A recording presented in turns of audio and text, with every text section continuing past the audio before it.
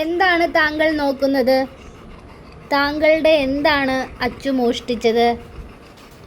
എന്ത് വേണം താങ്കൾക്ക്?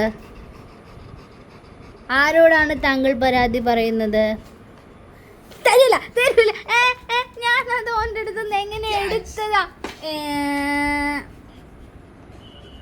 ഇത് കള്ളക്കള. ഇത് ഞാൻ എടുത്തു വെച്ച സാധനല്ലയോ. കിട്ടി. ഇത് ഞാൻ തരൂല. ഇനി ലിയോനൊന്നും വേണ്ട. ലിയോ